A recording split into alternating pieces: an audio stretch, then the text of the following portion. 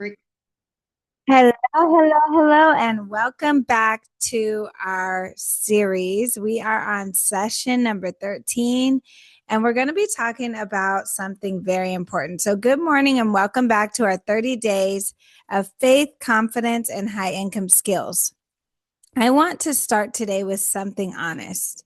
Most people don't struggle with learning cells, they struggle with the moment at the end of the conversation. That moment where you know the person needs help, you know you can help them, but something inside of you hesitates. You start thinking, I don't want to sound pushy, or what if they feel pressured, or what if they say no? And so instead of leading, we retreat.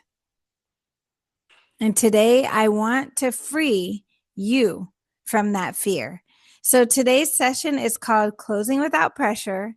And we're going to be guiding decisions with integrity. Okay, so I'm very, very excited. If you are here with us for the first time, welcome. I encourage you to go back and watch the first 13 days when you have time, or maybe after you're done, just following along, because every day we have a new video premiering at 8 a.m. PST. And I'm really excited about this journey because if you implement some of the practical things that I'm putting forward for you to do, it's just going to make you that much better as a closer. So let's go ahead and jump into some scripture.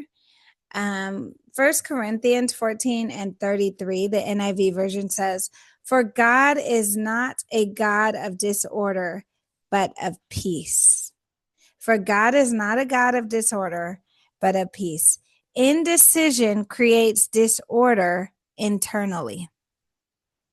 When someone knows they need change, but stays stuck, anxiety begins to grow.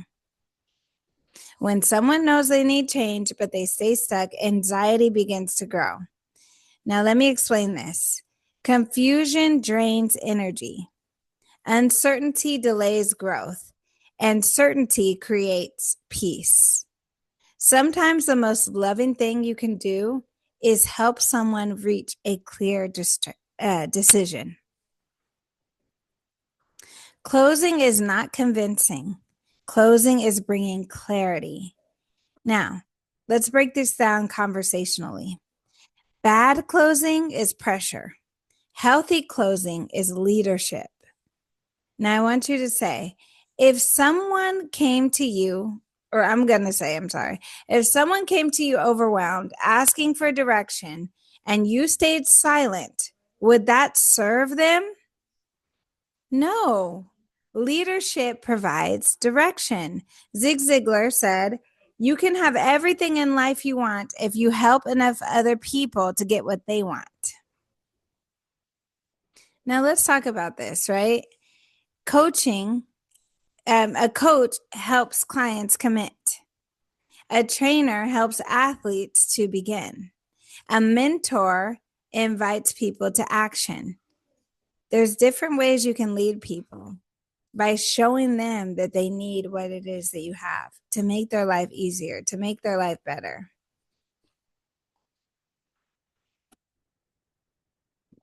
Now let's walk through a few realistic scenarios, okay?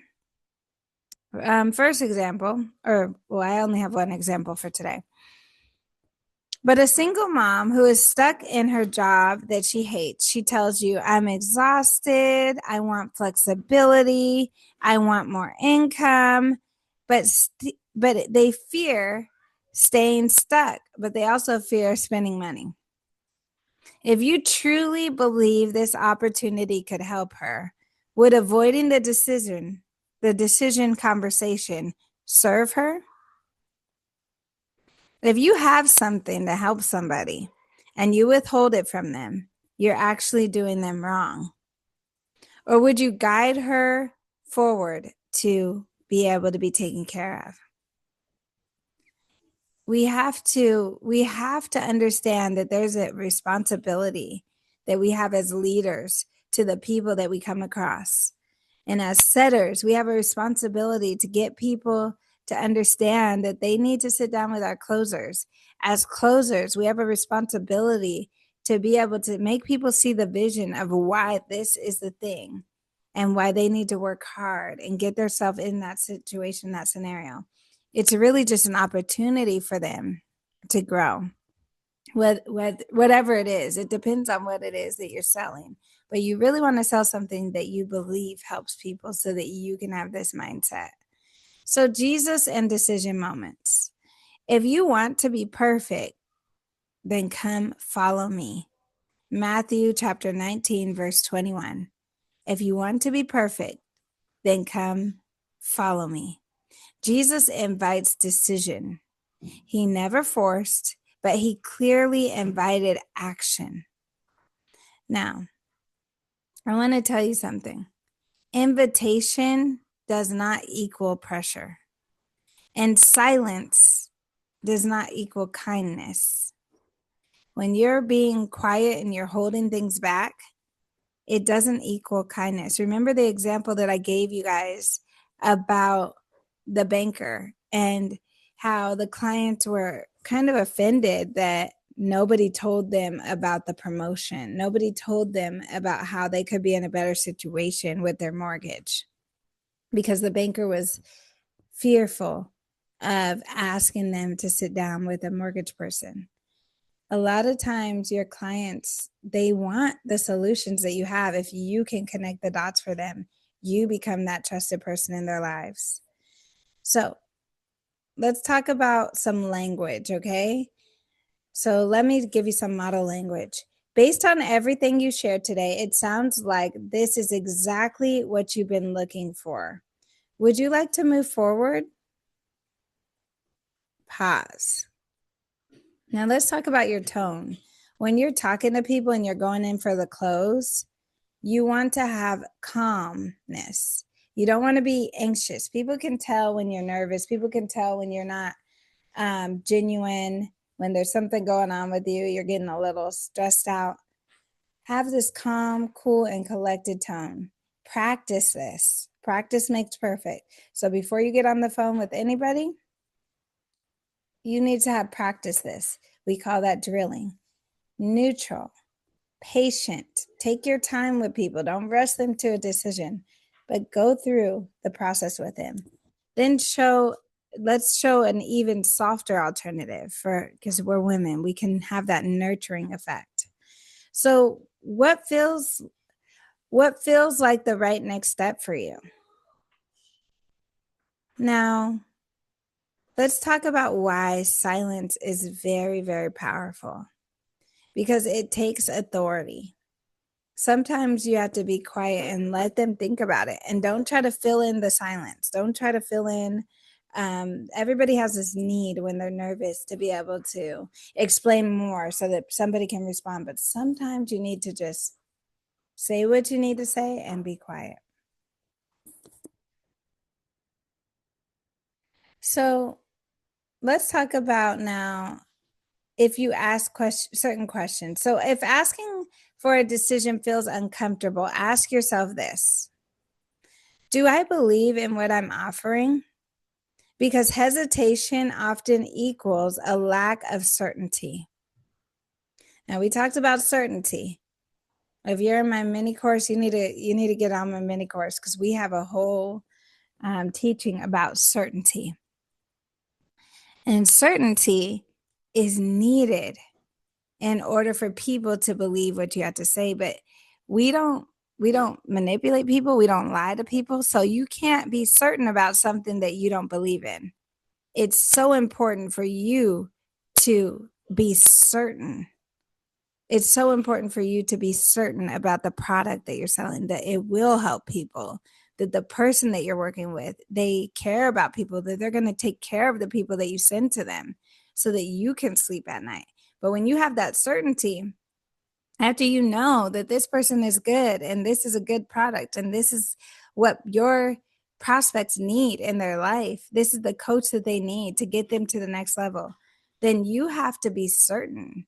And then it's more of a, reminding yourself that that this is what people need.